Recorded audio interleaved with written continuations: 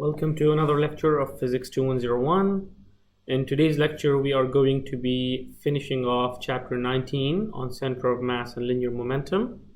And in the next lecture, inshallah, we are going to be starting chapter 10. Quite a few of you I know are anxious to know details about the test tomorrow. I am going to be sending a very detailed email about what to expect right after this lecture. So make sure you check your emails. Okay, so let's continue.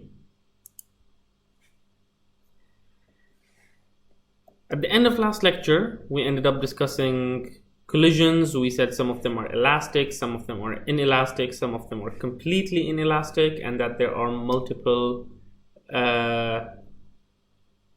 differences between the three cases. And we started discussing some of them. And today we are going to be continuing with that. And we're going to start today with speaking about elastic collisions.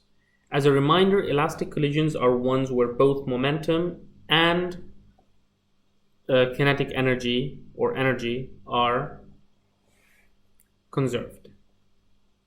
So, total kinetic energy before the collision equals total kinetic energy after the collision.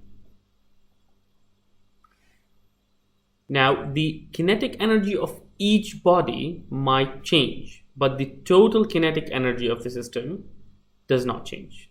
So if you have two cars, one of them might slow down, the other one might speed up. If you have two balls, one of them might stop completely, the other one will just keep on going. But if you take the velocities and do the calculations, the total kinetic energy both before and after are going to be exactly the same.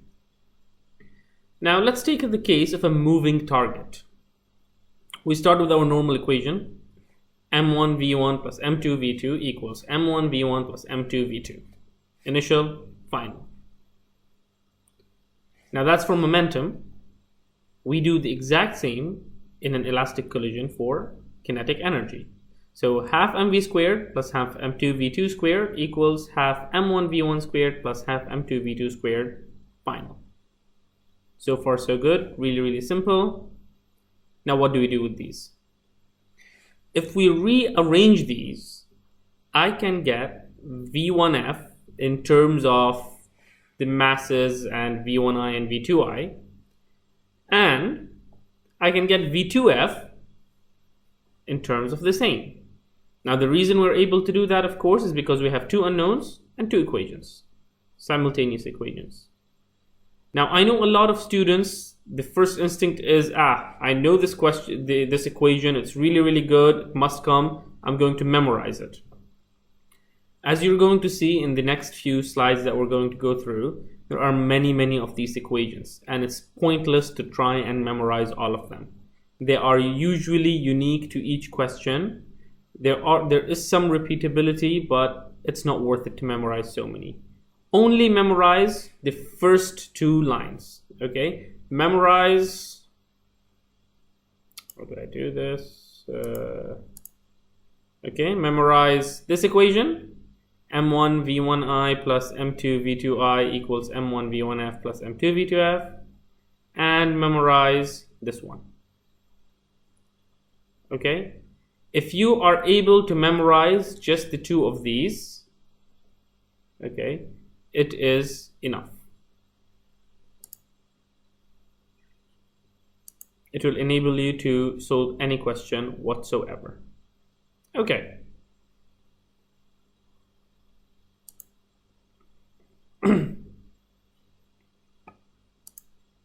Now what do we do?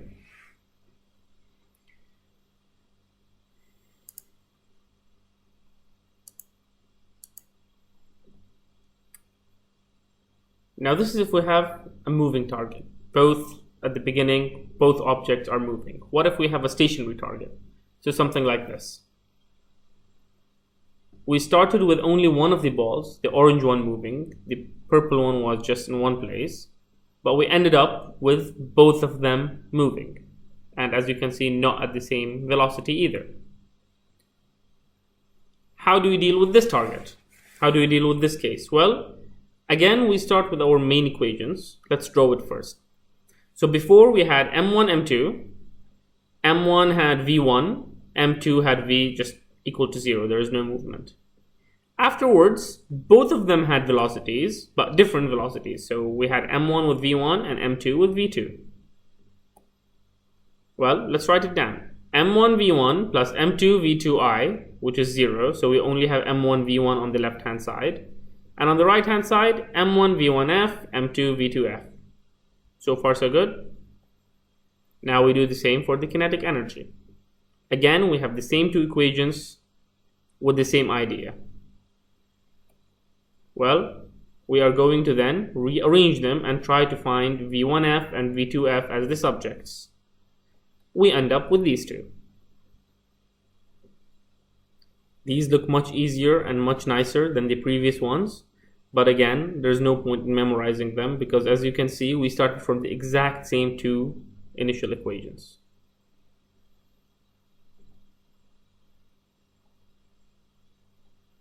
Now there are cases like these.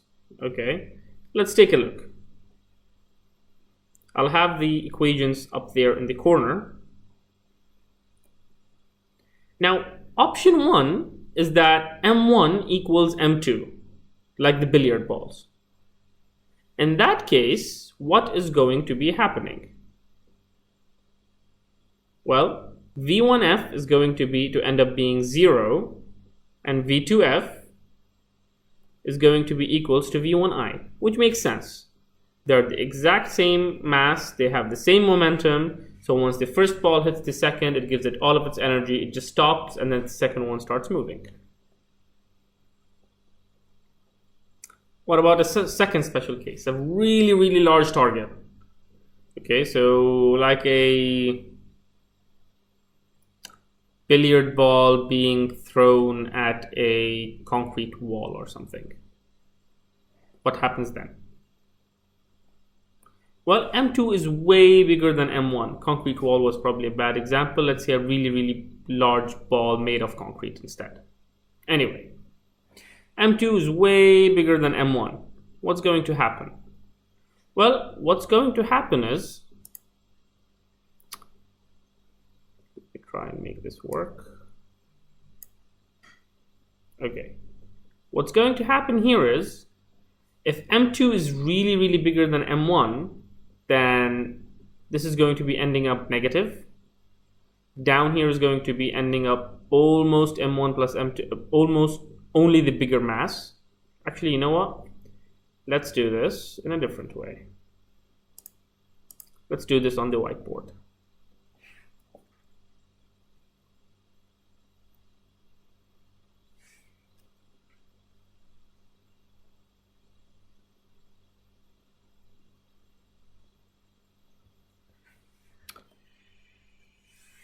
Let's take a look. What were our equations? We had V1F equals M1 minus M2 over M1 plus M2 V1I, and we had V2F equals 2M1 over M1 plus M2 V1I. And now our case is M2 is way, way bigger than M1.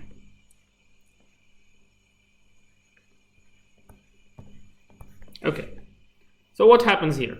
Well, to start with, V1F equals M1 minus M2 over M1 plus M2 V1I. Now, since M2 is way bigger than M1, we are going to end up with approximately minus M2 over M2 V1I. This will cancel to 1, so we'll get approximately minus V1I. So what does that mean? It's going to hit the whatever it is hitting and will just bounce back with almost the same velocity. What will happen to velocity of 2? Well, it's equal to 2m1 over m1 plus m2 v1i. Now, since m1 is tiny and m2 is really big, we are going to end up with approximately tiny over very big v1i, and if we have a very small number over a very big number, that is approximately to 0.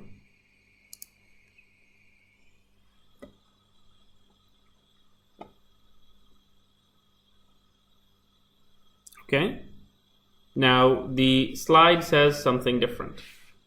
It says it's 2m1 over m2 v1i. Now that is correct, but I just said something different. So let's go back to explain the discrepancy.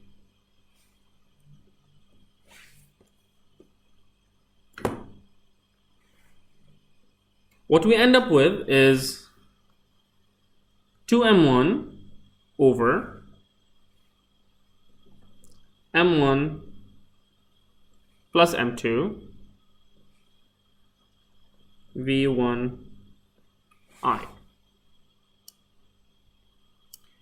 Now when we have m1 being tiny and we just have m2 being very big, another way I can approximate this is 2m1 over m2 v1i. Now m2 is way bigger than m1, so this is going to be a really tiny number. But we have two possible solutions here, depending on our approximation and depending on our numbers. Case number one works when we have a really large. So say you are throwing a tennis ball, which is a couple 100 grams, onto a giant boulder made of rock, which is 3,000 kilograms. In that case, well, you get 0, pretty much 0. There is no point in saying it's anything other than 0. But say you're throwing it at something that's only 2 or 3 kilograms. Okay, that's still a couple thousand times larger than the mass, but you will get a tiny bit of movement, and that tiny bit of movement will be this. Okay? Now, we have one more case. Now, this one more case that we have is what happens if we have a really large projectile coming into a really small target. So the opposite of the previous case. Well, we start with the same equations up in the corner, but this time m1 is way bigger than m2. In this case, m1 minus m2 will give you mostly m1, and m1 plus m2 will give you almost m1 as well. So your v1f is going to be almost v1i. So you can imagine if you are really large and you bump into someone, you're not really going to lose a lot of speed. But then the interesting part is, what happens to v2f? v2f is twice v2i. So if you can think of it, if you are really large in size and you're walking and you bump into someone much smaller than you, that person isn't going to just go forward with the same as your speed. Usually they stutter and go forward quite a bit. Yeah, they need to move their legs really quickly. The reason is they end up going twice as fast as you are. Okay, so we're going to test our understanding of what we just said by looking at two PIQs. Now, as usual, I'll keep them on the screen for you to take a look at, pause the video, and then we're going to be continuing. Okay, this is the first one. I'm not going to be solving this in the video. This is the second one. Take a look.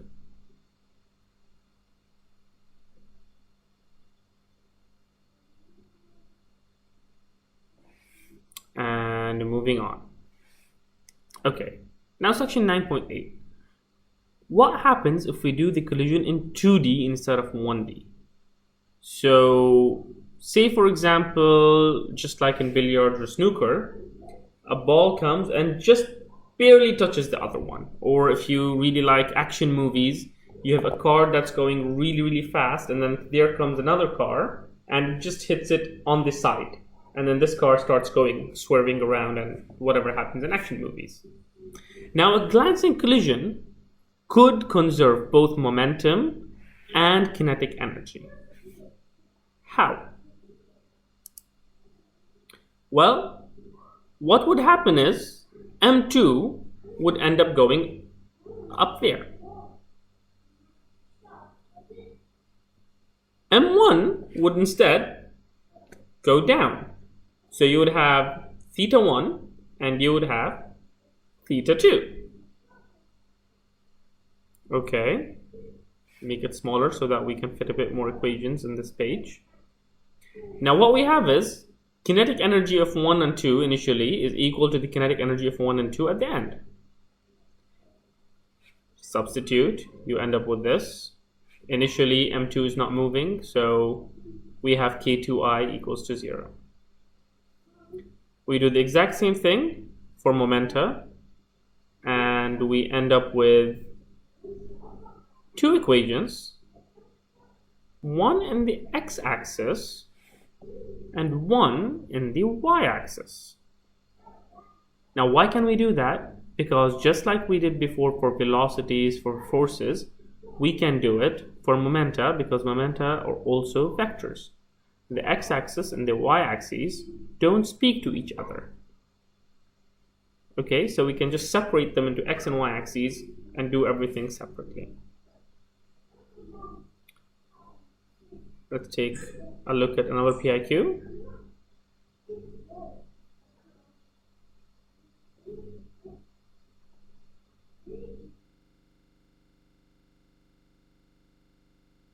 Okay, so believe it or not, we're actually done with chapter 9. Now for the rest of today's lecture, we are going to be looking at 2 or 3 more examples and problem solving techniques for conservation of momentum. So there's a really nice problem in your book, sample problem 9.08. It says block 1 approaches 2 stationary blocks that are not moving. In the first collision, M1 hits M2. The second collision, M2 hits M3 and then M2 stops. Now what information do we know? We know that V1I equals 10 meters per second, and we know V3F at the very end is 5 meters per second, and we know the mass of M3 is equal to 6 kilograms. So the question is, what is the V1F of block 1? Now this might look like an easy problem, but it's actually really interesting. So first thing first, let's look at a animation of how this actually plays out. Why is it working? Okay, so the blue one hits the red one, and then the red one hits the yellow one, and the red one stops. How do we do this? Well, let's work in reverse. First thing first, we know V3I is 0, we know V3F is 5, we know M3 is 6 kilograms. We know everything there is to know about the yellow block. We don't know the mass of the red block. We don't know its initial velocity, but we do know its final velocity is 0. So let's write our system of equations. This is V1F. Then we have 2 V1Fs. We know 1 to 2, and then we have 2 to 3. And V2F is equal to this. Now we can start. If we use these two equations for V1F and V2F, we actually can substitute one into the other and turn out to find out that M2 is actually exactly equal to M3 in mass, 6 kilograms. Now if we know that, then we can use our equation from before, 9.68. we can extrapolate. We can find V2F, we can find V3F, and we find out that V2I is equal to V3F, which is 5 meters per second. We could have actually said that easier once we found out that M2 is equal to M3 6 kilograms. If M2 is equal to M3, they're both 6 kilograms, and M2 actually stops when it hits M3 and M3 goes with 5 meters per second, it means that M2 started at 5 meters per second, lost all of its energy, stopped, and gave all of that energy to the yellow block, which is now going at 5 meters per second. Let's do another example. Two balls collide. Two balls collide in a one-dimensional elastic collision. The net external force acting on them is 0. The table below shows 4 possible sets of values for Pi and Pf of the two balls, as well as their initial and final kinetic energies. Only one set of values is correct. Which set is it? Let's take a look. I'll give you some time to look at it.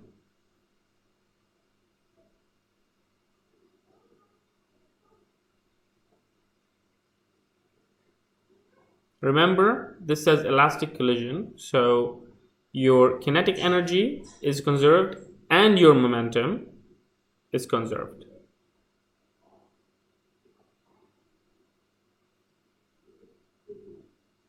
Now, just looking at kinetic energy, we can see that option A starts with 12 plus 5, 17, and ends up with 17. So that one makes sense.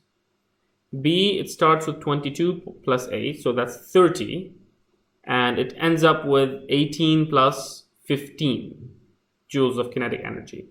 That already tells us we have a problem because we ended up with 3 joules of extra kinetic energy. That cannot work. So option B is not possible.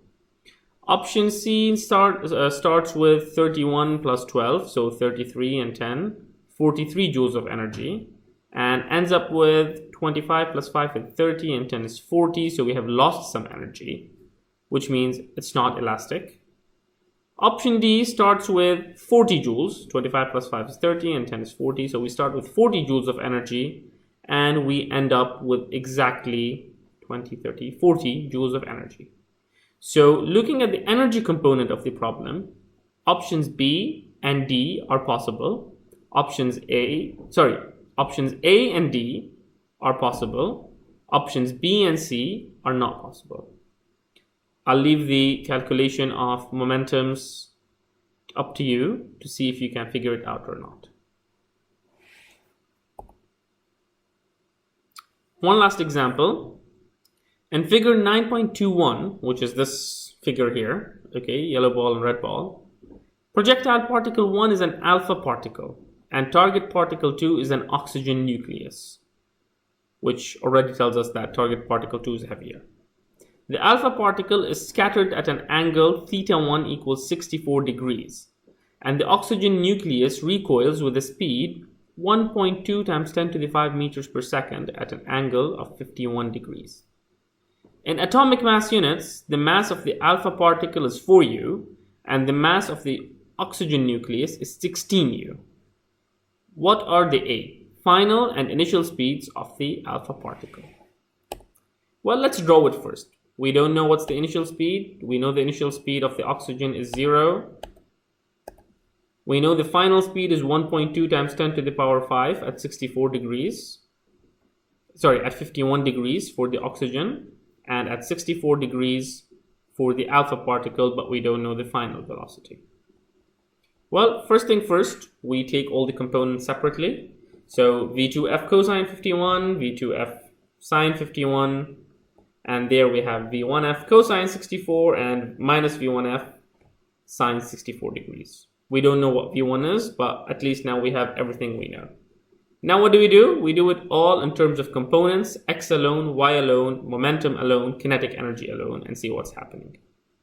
Well, did it say elastic collision?